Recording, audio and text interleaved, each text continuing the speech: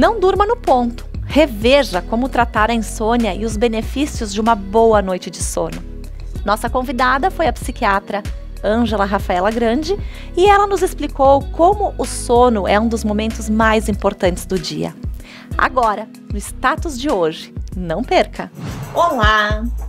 Hoje o nosso tema é sobre o sono. Porque o sono faz parte do nosso dia e é um dos momentos mais importantes para a gente. Porque ele nos repõe energia, nos revigora, nos dá forças e nos dá um equilíbrio para o próximo dia. E para conversar comigo hoje, eu tenho uma convidada muito especial, uma amiga, a psiquiatra Ângela Rafaela Grande. Oi, amiga, seja bem-vinda no Status. Oi, amiga, muito obrigada pelo convite, é um prazer estar aqui. Que bom te ter aqui. Rafa, como eu tenho liberdade de te chamar intimamente, vamos lá. Explica pra gente qual a importância de um bom diagnóstico para a insônia e o tratamento disso. Então, a insônia, enquanto entidade nosológica, ela pode ser considerada, o que poucos sabem, uma doença. A insônia também é sintoma de outras várias doenças. E pode ter várias causas, tanto orgânicas, biológicas, né? Específicas de doenças crônicas, como causas psíquicas, emocionais. Entretanto, as causas emocionais, elas precisam ser lembradas que são também biológicas, desequilíbrios neuroquímicos do cérebro. Então, a importância do diagnóstico ser feito por um profissional da área da saúde, especialmente da psiquiatria, e, se for possível, com especialização em sono, é muito importante, porque hoje em dia as pessoas têm hábitos errados, equivocados. Hoje em dia, a gama de medicamentos que existe no mercado faz com que as pessoas se automediquem sem um diagnóstico prévio, e esse é o maior problema de nós termos depois um sono de péssima arquitetura, ou um hábito de sono muito danoso, não é? Sim. Patológico para a saúde, que cronifica e vai gerando outros problemas também desagradáveis. Porque essa época que nós estamos vivendo agora, né, Rafa? Infelizmente, uma pandemia, poucos na vida passaram e acho que talvez nossas gerações abaixo talvez não vão viver isso. Isso tem deixado a gente muito ansioso. A saúde mental está, assim, em decadência total, né, Rafa? E essa questão que tu comentou sobre o abuso das medicações, né? É um remedinho relaxante, é um remedinho para o sono, é um remedinho para a ansiedade. Isso tudo vai afetar em algum lugar. Explica um pouco melhor sobre isso. Então, eu vou dar um exemplo mais comum para que as pessoas possam se entender dentro disso. O que acontece? Quando estamos frente a problemas na vida, tanto individuais como mundiais, dessa pandemia atual, nós temos um desequilíbrio natural, emocional, psíquico e físico, não é? Das nossas somatizações, eu diria. As somatizações são coisas que as pessoas fazem, são sintomas físicos que as pessoas têm, mas que a causa, a origem é emocional, é psíquica e precisa ser compreendida. O caso da insônia é um deles.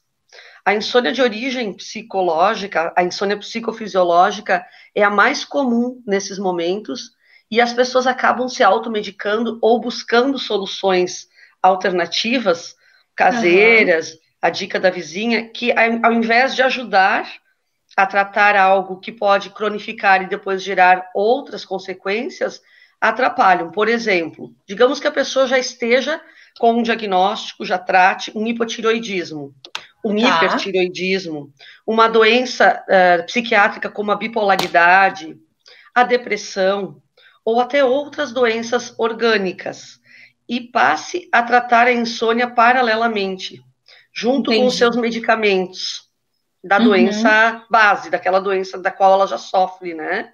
Isso pode funcionar ou não. Por isso que o remédio correto é importante que seja prescrito por um médico após o diagnóstico, o psicodiagnóstico ter sido feito. Entretanto, as pessoas seguem tomando os benzodiazepínicos, que são os famosos diazepam, Rivotril, alprazolam, todos aqueles que têm a faixinha preta na caixa, né?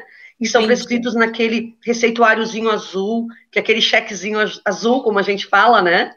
Do Tá. receituário controlado, do receituário bastante controlado. As pessoas acabam conseguindo essas prescrições, às vezes com colegas, amigos, que dão para ajudar, né, para dar uma forcinha, Sim, só que elas acabam viciando no popular, né, nessas sim. substâncias que não são necessariamente as corretas para o tratamento da insônia, correto?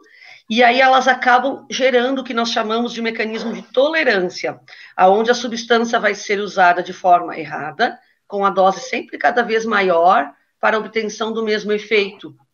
E Entendi. depois, para o desmame dessa substância, é complicado, é outro sofrimento. Hoje nós temos diferentes substâncias e formas de tratar a insônia, inclusive técnicas comportamentais, que são as mais utilizadas antes ainda da psicofarmacologia, quando é possível fazermos o controle de todos os sintomas sem a química mais pesada, né? Mas, se for necessário, medicar, que haja esse psicodiagnóstico antes do início da automedicação, pelos riscos de viciar, de gerar o hábito do uso errôneo do benzodiazepínico, ou até mesmo o uso de um antidepressivo que não é o mais adequado para aquele caso. Entendi. Rafa, e quando que é diagnosticado a insônia? Por exemplo, eu fico uma semana sem conseguir dormir bem, ou é um dia sim, um dia não. Quando que a gente descobre que está com a insônia? Porque eu acho que até mesmo essa automedicação vem da falta do diagnóstico, né? Quando a gente não sabe se é uma simples fase ou se tu já entrou numa doença chamada insônia. Como que a gente diferencia isso? A insônia ela tem alguns critérios diagnósticos que precisam ser aplicados. Comumente, uma boa consulta de insônia é longa. Ela pode levar de 1 hora até 1h30 só para falarmos de insônia, porque existem causas individuais também, né?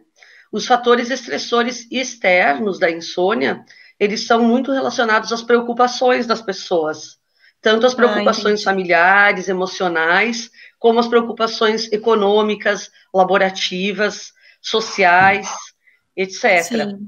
Mas o diagnóstico da insônia, ele começa geralmente pela dificuldade de iniciar o sono entre 5 a 20 minutos, quando é uma insônia inicial, né? A insônia de dificuldade para poder relaxar e iniciar aquele soninho bom, né? A pessoa fica se rolando na cama, a pessoa fica ruminando pensamentos, a pessoa fica se automutilando, entre aspas, né? Mentalmente, com um monte de pensamentos negativos que fazem com que ela não consiga relaxar a mente e iniciar um sono tranquilo. Depois, alguns tipos de insônia cursam mais com os despertares durante a madrugada. Então, a insônia acaba cursando com dificuldade em manter o sono durante a noite. A pessoa, às vezes, até pega no sono, inicia um sono bom, depois acorda e não consegue mais dormir, ou passa a madrugada toda acordando algumas vezes, né? Esse é um outro tipo, uma outra característica de perfil de paciente que precisa ser melhor estudado. E as substâncias também, as substâncias psicofarmacológicas também mudam, porque existem apenas indutores do sono, que é justamente para ajudar a iniciar esse sono, e existem outras substâncias que ajudam a manter um sono de noite inteira. A insônia também, ela pressupõe que a pessoa não faça uma higiene do sono adequada. Então, a pessoa precisaria ter hábitos, conhecer o conceito de higiene do sono e saber como aplicá-lo dentro da sua realidade. Higiene do sono é um conjunto de hábitos e coisas que as pessoas precisariam desenvolver, aprender como rotina, como tomar banho e escovar o dente antes de dormir, né? Que não deveriam fazer após o final do dia, ou até aquelas coisas que estimulariam um sono de qualidade e que elas devessem fazer para proporcionar um sono mais completo, de arquitetura melhor. Entendi. Rafa, outra questão que eu tenho dúvida é, assim, tem pessoas que dizem, eu durmo 5 horas por noite, tô bem, 4 horas, 6. Eu, por exemplo, tenho que dormir 8. Isso aí também tem a ver com insônia ou não? É característico de cada um? Sim, na verdade, essa é uma boa pergunta. A insônia também, o diagnóstico correto da insônia também passa pela compreensão se o padrão da pessoa é curto, médio ou longo. Porque nós temos os chamados dormidores curtos, que são os sortudos que ganharam na loto, né? Esse padrão, ele é determinado desde o nascimento. Então, essas pessoas dormidoras curtas têm uma necessidade muito curta, baixa de sono, com baixa quantidade, pouca quantidade, perdão, de horas, elas conseguem se sentirem refeitas ao despertar. São pessoas que com 5 horas e meia, 6 horas e meia, no máximo, de sono, sentem que estão prontas para o dia. Os dormidores médios precisam de 7, 8 horas de sono. E os dormidores longos precisam de mais de 8 horas, geralmente 8 horas e meia, 9, até 10 horas para se sentirem totalmente refeitos e poderem ter um dia tranquilo, um dia produtivo. Então, nós temos, sim, essa diferença. E ela é geneticamente pré-determinada, desde o nascimento, para sermos dormidores médios e longos, né? Entendi. Eu tenho filhos que estão no curto e tenho outros que estão no longo também. Vamos ver se mais adiante muda alguma coisa. Rafa, e para a gente encerrar, assim, eu acho que muitas pessoas gostariam de saber dicas de como, então, melhorar o seu sono, né? Ou para prevenir a insônia, vamos falar assim. Deixa passo a passo, assim, o que tu pode indicar? É uma boa leitura, é uma música, é o escuro, sei lá. Fala aí pra gente o passo a passo pra gente melhorar a nossa qualidade. Antes de mais nada, é importante aprendermos a fazer uma boa higiene do sono, assim como fazemos a nossa higiene física, né? Antes de dormir. Então, os bons pensamentos, diminuirmos os assuntos, as discussões relacionadas a coisas mais tensas em casa, tanto pelo WhatsApp, como pelo celular, redes sociais. Não é só a relação interpessoal que conta, mas também em casa nós precisamos adquirir hábitos de não falarmos dos problemas ou das coisas mais preocupantes antes de dormir, não é? Teríamos que ter um determinado momento definido para podermos fazer essas coisas e, após as 20 horas, tentarmos entender que o nosso dia terminou e a gente está iniciando um processo de transição para irmos bem para a cama. Então, eu diria, claro, que não é um reloginho obsessivo, onde nós vamos colocar 8 horas no relógio e, a partir daquele momento, fazermos tudo diferente. Não funciona assim. Mas a sugestão é que, após esse horário do jantar, as pessoas já comecem, aliás, ainda durante o horário do jantar, se alimentem leve, não comam demais à noite. O álcool à noite prejudica bastante também a qualidade do sono. É verdade. Os assuntos mais tensos, as notícias, especialmente nessa época de pandemia, devem ser evitadas antes do horário de dormir. Deixe para ouvir as notícias o resto do dia, ao longo de todo o dia seguinte, né? E também a questão daquilo que nós vamos fazer antes de dormir. Nós não vamos assistir um filme de ação, de terror, ou não vamos fazer uma atividade muito intensa, física ou mental, antes do horário de dormir. Sempre coisas mais relaxantes, o chazinho que alivia, aqueles conhecidos, cidreira, camomila, etc., né? A comida leve, a ausência do álcool, os pensamentos positivos, a musiquinha zen, a respiração, toda e qualquer técnica desse tipo ajuda muito ao sono, a levar a pessoa a um sono de maior qualidade à noite. É bem-vinda, então, toda e qualquer ajudinha de relaxamento nesse momento.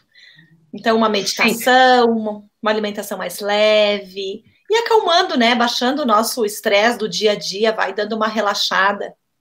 Isso. Existem técnicas de respiração também, muito úteis, se as pessoas pudessem aprender, ajudaria bastante, não só para o sono, como para todo o enfrentamento desse momento atual. Sim. E o bom também, Rafa, eu às vezes aplico uma técnica ou outra, muitas vezes nem é para melhorar o sono ou porque tenho insônia, é porque é gostoso, é relaxante mesmo, é prazeroso, né? A gente se dá esse carinho ao final do dia ou ao início do dia, né? Exato, é um momento pessoal, né? De autoconstrução, reconstrução, né, do dia. É muito importante, nós esquecemos muitas vezes que precisamos nos cuidar bem, não é? É isso aí, é por aí.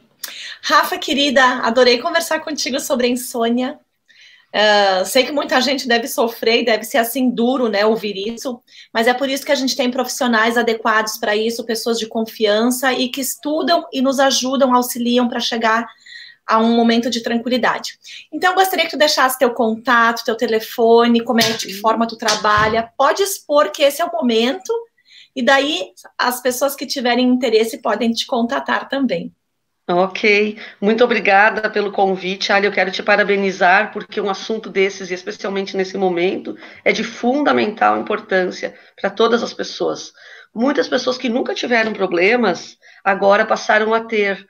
Não entendam isso como algo assim a ser temido, não se assustem com isso. As pessoas, em geral, estão vindo ao consultório, pessoas que nunca tiveram sintomas de qualquer ordem, nem relacionadas a distúrbios do sono, e tampouco a diagnósticos psiquiátricos. E faz parte do profissional liberal, do pequeno empresário, do grande empresário, da comerciária, de todas as pessoas que estão precisando trabalhar e que estão em momentos de transição, dessa insegurança geral, eu trabalho ou não trabalho, eu vou me contaminar, eu não vou me contaminar. Eu sugiro que todos façam, sim, uma avaliação, se perceberem que iniciaram sintomas desconhecidos, sintomas que antes nunca haviam entrado em contato com, né? Especialmente ansiedade aumentada, irritabilidade, dificuldade para dormir. Eu estou à disposição, eu sou psiquiatra e também tenho especialização em medicina do sono, tenho um capítulo de livro escrito sobre insônia, e por isso coloco-me à disposição se vocês necessitarem. O meu consultório fica na Avenida Terezinha Paulette, São Vito, número 208. O prédio chama-se Vitório, tá? Vitório Corporate, sim. Sala 619, em frente ao Shopping Iguatemi. O celular lá é 99698-9898. Perfeito, Rafa, muito bem, muito obrigada. Quero te desejar, então, uma excelente semana e que ninguém tenha insônia por esses dias aí, consiga elevar o pensamento para coisas boas. Rafa, obrigada, então. Um beijo e o Status termina aqui. Até mais. Muito obrigada, Ali. Até mais.